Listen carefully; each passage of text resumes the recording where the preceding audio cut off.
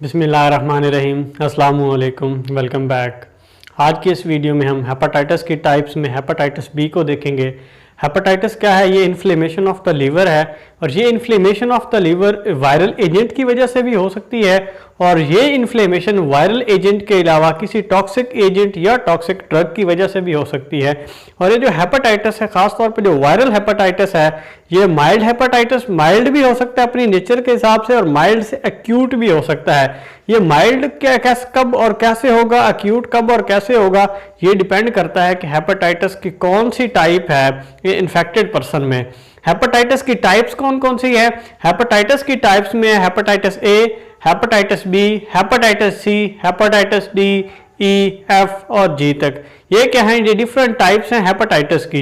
ये different types किस बिना पे हैं कि इनको जो काज करने वाले वायरसेस हैं वो डिफरेंट होते हैं, इनकी डिफरेंट टाइप्स, उनकी डिफरेंट नेचर होती है। और हेपेटाइटिस माइल्ड होगा, एक्यूट होगा, क्रोनिक होगा, ये डिपेंड करता है किसके ऊपर? हेपेटाइटिस की टाइप पे डिपेंड करता है। और जब हेपेटाइटिस बी को हम देखते हैं, हेपेटाइटिस ए को हम अपने उर्फ आम में या उर्दू ज़बान में क्या कहते हैं? उससे हम पीला यरकान भी कहते हैं। और ये जो हेपेटाइटिस बी है इसको हम काला यरकान भी कहते हैं। और आज की इस वीडियो में हम डिटेल के साथ हेपेटाइटिस बी को देखेंगे। ये जो हेपेटाइटिस बी है, हेपेटाइटिस बी को हम सीरम हेपेटाइटिस भी कहते हैं। और इसको काज करने वाला वायरस कौन सा है? हेपेटाइटिस बी वायरस है। और ये जो हेपेटाइटिस बी वायरस है, ये इसकी जो नेचर है ये डीएनए वायरस है। और ये जो हेपेटाइटिस बी है कॉमन है एशिया में, चाइना में, फिलिपाइन में, अफ्रीका में और मिडिल ईस्ट में। यानी ये वो कंट्रीज हैं जिनके अंदर हेपेटाइटिस बी कॉमन है। कौन कौन से? एशिया में, चाइना में, फिलिपाइन में, अफ्रीका में और मिडिल ईस्ट में। और इसका जो ये हेपेटाइटिस बी है, इसका मोड ऑफ ट्रांसमिशन क्या है? ये ट्रांसमिट कैसे होती है? It is transmitted by the exchange of the body fluid. ये जो हेपेटाइटिस बी है ये बॉडी फ्लूइड की एक्सचेंज से ट्रांसमिट होती है। बॉडी फ्लूइड से क्या मुराद है कि ब्लड सीरम की एक्सचेंज से, ब्रेस्ट मिल्क से, स्लाइवा से, और इसके अलावा मदर से चाइल्ड में ड्यूरिंग द प्रेगनेंसी, या जो एक चाइल्ड की डेवलपमेंट के डिफरेंट स्टेजेस है आफ्टर द प्रेगनेंसी, उसके दौरान अगर मदर इन्फेक्टेड है तो चाइल्ड भी उससे इन्फेक्टेड हो सकता है। इसके अलावा ये डायरेक्ट सेक्सुअल कॉन्टैक्ट से भी इन्फेक्टेड पर्सन से हेल्दी पर्सन में ट्रांसमिट होता है। और ये हेपेटाइटिस बी है। हेपेटाइटिस बी क्या है? ये एक्यूट अटैक हो तो इसकी सिम्टम्स क्या होती हैं? इसका अगर एक्यूट अटैक हो तो उसकी सिम्टम्स हैं जॉन्डाइस है, फटीग है और एपिटाइट लॉस है। यानी जो हमने कहा था कि जो हेपेटाइटिस है ये डिपेंड करता है टाइप ऑफ द हेपेटाइटिस पे कि कौन सा हेपेटाइटिस है, कि वो माइल्ड होगा या एक्यूट होगा। हेपेटाइटिस बी क्या है? It is caused by the hepatitis B virus, जो कि डीएनए इन नेचर होता है। और इसका जो मोड ऑफ ट्रांसमिशन है वो बॉडी फ्लूइड्स हैं। बॉडी फ्लूइड में क्या क्या चीजें शामिल है? ब्लड सीरम के जरिए, ब्रेस्ट मिल्क के जरिए, स्लाइवा के जरिए और मदर से चाइल्ड में ड्यूरिंग द प्रेगनेंसी या प्रेगनेंसी के बाद जो later on different stages of the development है बेबी की, उनमें क्या है? अगर मदर इन्फेक्टेड है तो चाइल्ड भी हेपेटाइटिस बी से इन्फेक्टेड हो सकता है। उसके अलावा direct social contact, sexual contact से भी क्या है? हेपेटाइटिस बी ट्रांसमिट होती है इन्फेक्टेड पर्सन से हेल्दी पर्सन में। इसके अलावा अगर इसका एक्यूट अटैक हो, किसका?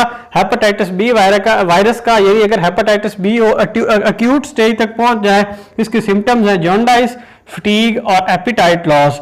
और ये जो एक पर्सन है, इन्फेक्टेड पर्सन है किससे? हेपेटाइटिस बी का, इसको कंप्लीटली क्योर किया जा सकता है, उसकी बॉडी को इम्यून किया जा सकता है इस हेपेटाइटिस बी वायरस के खिलाफ। लेकिन अगर यही हेपेटाइटिस क्रोनिक हो जाए, क्रोनिक मतलब कदीम हो जाए, तो ये it can lead to the liver damage, ये लीवर डैमेज तक पहुंच सकता है।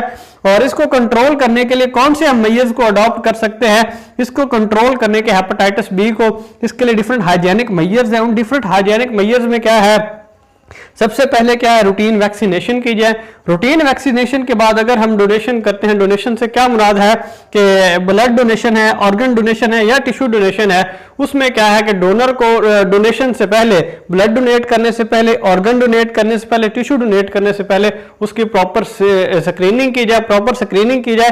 क्या डोनर किसी हेपेटाइटिस बी वायरस या इसके अलावा किसी भी इंफेक्शियस डिजीज से उसमें नहीं पाई जाती, जो एक्सेप्टर होगा, यानी अगर जो डोनर है, ब्लड डोनर हो, ऑर्गन डोनर हो, टिश्यू डोनर हो, उस डोनर को ब्लड डोनेट करने, ऑर्गन डोनेट करने या टिश्यू डोनेट करने से पहले उसकी कंप्लीट स्क्रीनिंग की जाए। उस स्क्रीनिंग में क्या की जाए कि वो कहीं किसी वायरल डिजीज या किसी और इन्फेक्शियस डिजीज में मुब्तला तो नहीं है जो किसी हेल्दी पर्सन में भी उस इन्फेक्शियस डिजीज का काज कर सकता है, उस हेल्दी पर्सन में भी वो डिजीज काज कर सकता है।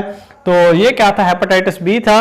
और इस हेपेटाइटिस बी को क्योर करने के लिए, बॉडी को इसके खिलाफ इम्यून करने के लिए जो वैक्सीनेशन यूज की जाती है, उस वैक्सीनेशन को तैयार किया है जेनेटिक इंजीनियरिंग की टेक्निक को यूज करते हुए। और इसके अलावा क्या है, जो पिग है, पिग भी जो रिसेंट रिसर्च है हार्बर और उसके को वर्कर्स ने की है किसके ऊपर, इस हेपेटाइटिस के ऊपर। उसने देखा कि जो पिग है वो भी सोर्स बन सकता है किसका, हेपेटाइटिस का। और जो पिग सोर्स बनता है खास तौर पे कौन सी टाइप ऑफ द हेपेटाइटिस का, हेपेटाइटिस ई का। तो आज की इस वीडियो में हमने हेपेटाइटिस की टाइप कौन सी, हेपेटाइटिस बी को बड़ी डिटेल के साथ देखा। और इस हेपेटाइटिस बी को सीरम हेपेटाइटिस कहते क्यों है, क्योंकि ये बॉडी फ्लूइड्स में खास तौर पे ब्लड सीरम के जरिए ट्रांसमिट होता है इन्फेक्टेड पर्सन से हेल्दी पर्सन में। और आज की इस वीडियो के लिए इतना ही। Stay blessed, stay tuned, see you in the next video. अल्लाह हाफिज।